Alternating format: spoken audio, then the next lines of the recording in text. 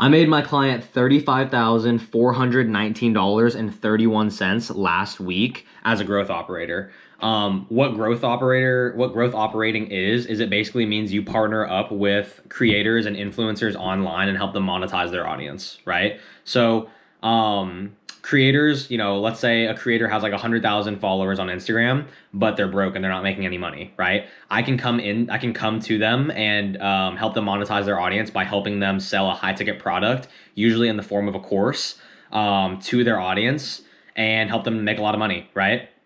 So if I were to go back in time and try to start all of this over again and get to where I'm at right now, these are the three things that I would focus on. First, I would focus on trying to learn and work for skills instead of working for money. So a lot of people who get into a job think that they should be trying to find a job with the highest amount of income, right? However, if you're trying to start a business, this is pretty backwards, right? You don't actually care about how much money you make in your job. You want to find a job that is going to teach you a skill set that will later serve you down the line whenever you're starting a business, right? So the way that you should reframe it in your mind is, instead of how can let me go find a job that pays me the most amount of money, you should reframe it to, let me go find a job where I can learn a skill set, and if it pays me, that's great, because I'll get paid to learn a skill set on someone else's dime and on someone else's time, right? So for my business specifically as a growth operator, the skill sets that I think that you 100% should have is, one, learn online sales. So first, I would recommend you become a setter online, a remote appointment setter. From there, usually you get promoted to be a closer. That's another invaluable skill that you need to have as a growth operator, is learn how to close people, how to actually generate revenue, right, by selling something, right? Learn sales. You need to learn how to manage a sales team. You need to learn how to get leads through the door, basic marketing, probably how to run ads.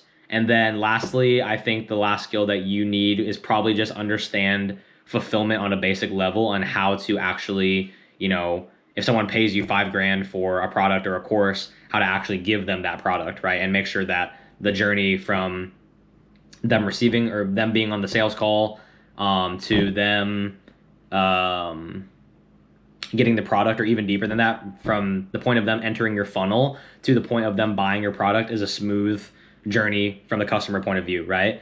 Those are some skill sets that I think that you should try to learn if you want to become a growth operator, right? And honestly, I would recommend you try to learn those skill sets and not try to make as much money as you can, right? I would recommend you go try to work for someone for free who maybe is a growth operator, or try to find a setting job, even if it doesn't pay you that much, just so you can get exposed to the industry, right? And start working towards that goal of becoming a closer, right? Where you actually can make money while you're learning a skill.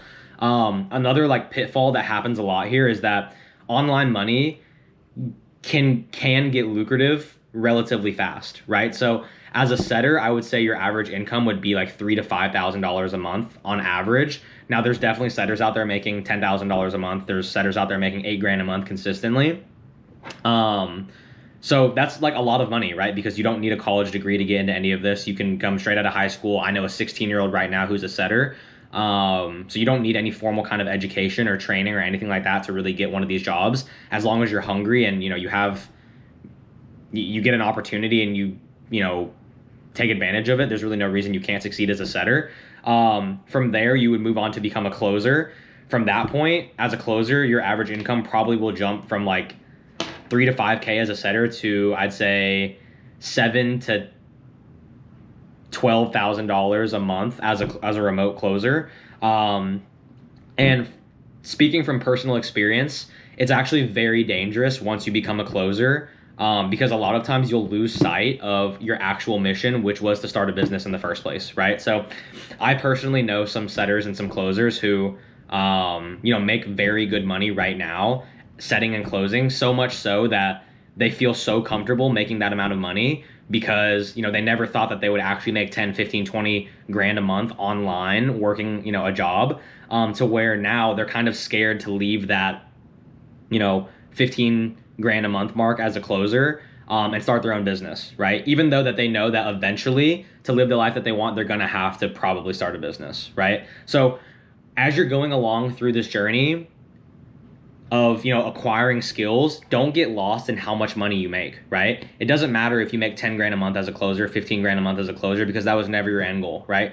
Most people's desires getting into making money online is to become a business owner and to have financial freedom, right? You are not going to have financial freedom as a closer, even if you make 15 grand a month, 20 grand a month. I know a closer who makes 30 grand a month, but he does not leave his house. He works, you know, 8 a.m. to 8 p.m. Monday through Saturday, has Sunday off, right? Nothing wrong with that at all, because he makes a shit ton of money. But if you're coming into this game wanting to start your own business or wanting to gain financial freedom, then don't lose sight of that goal. Remember just to focus on working on learning skills that will serve you down the line whenever you start a business. Don't get lost in the money. It doesn't matter how much money you make.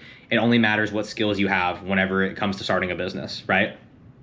Second thing that I would recommend, or second thing that I would recommend you do if you wanted to become a growth operator is understand leverage, right? So getting back into that idea of, you know, being a remote closer, once you finally make it to become a remote closer and you make, you know, 15 grand in a month or whatever, you still have to understand that you have no leverage as a closer, okay? So leverage just means, you know, for every input, you get an output. If you have more leverage, let's say for one input, you get 2 outputs, right? Or if you have a lot of leverage, you can put in one input and get 100 outputs, right?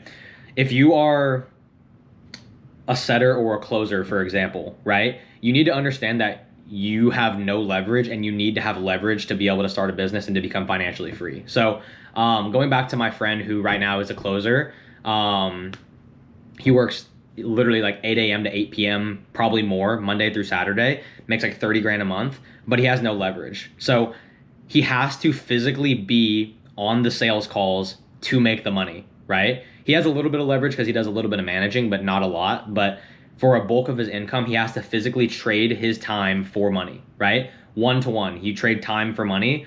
You don't really have that much leverage, right? Whereas if you're a business owner, and I can speak on this from personal experience, last week, I was just in Scottsdale and I was literally like on planes, riding dune buggies, and, you know, I was making money, right? Because I have leverage, right? I have,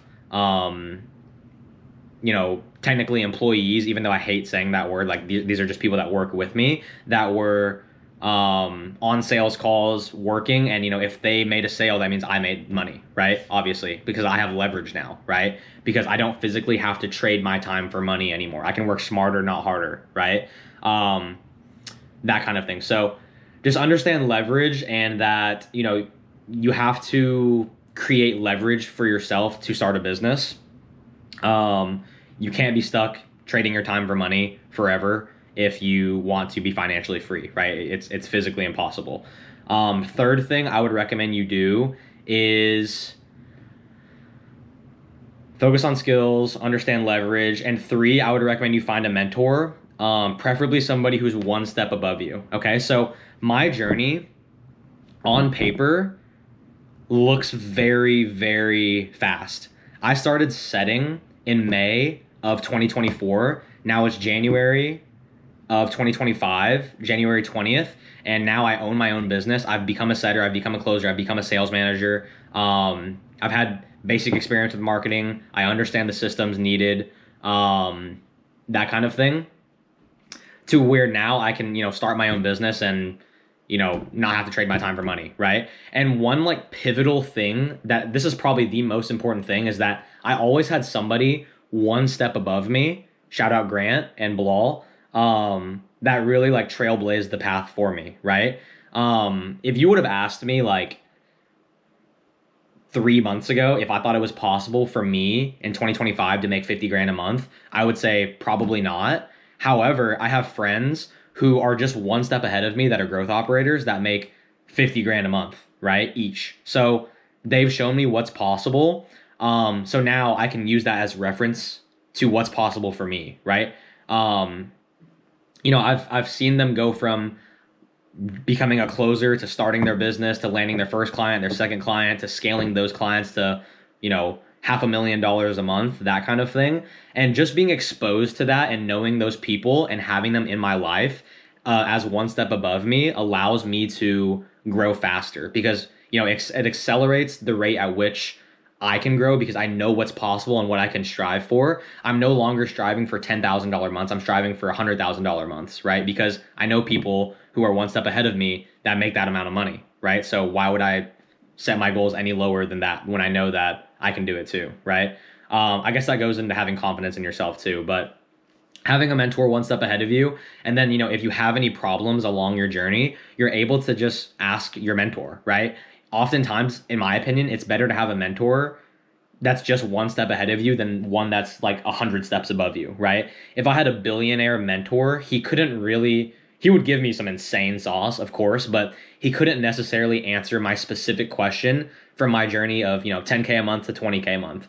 Whereas if I have a mentor who's just one step above me, he can really answer that question in depth because he just solved it. Does that make sense? So learning from others' experience and mistakes and trying to apply it to your journey, that way you don't have to make the same mistakes, simply will just rapidly increase your growth, right? So have a mentor that's one step above you, or a mentor in general, just so I don't even think the most important part of having a mentor is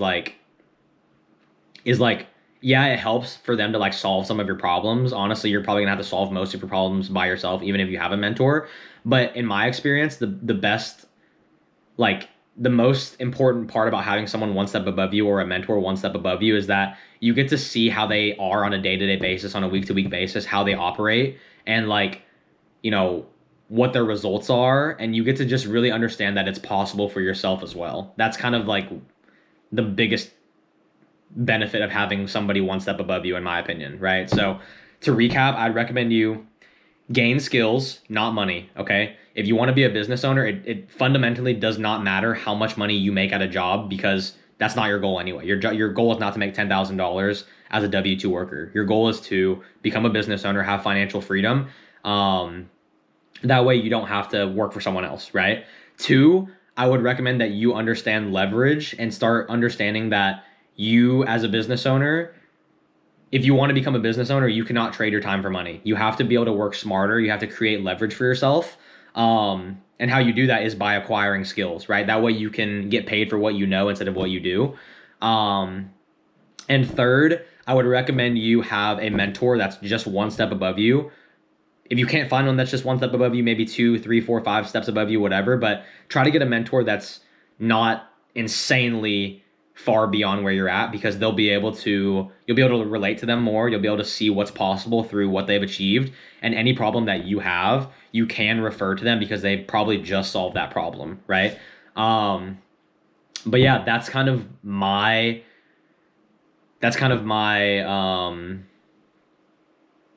recommendations on how I would get into growth operating if I were to go back and do it all over again. I started as a setter in May of 2024. I worked as a sales rep all the way until October. I was setting, I was closing, I was a sales manager. In October, my business partner and I decided to leave our company and go off and start doing growth operating. We landed our first client 2 weeks after we left. It honestly, I know it really wasn't luck, but to be honest, it definitely feels like a little lucky. I can make a video on how we were able to land that guy. And then from there, I've just been doing growth operating and yeah, I've seen some pretty cool results, trying to land more clients, trying to scale our income. But yeah, hope this video helped you guys if you guys want to start an online business.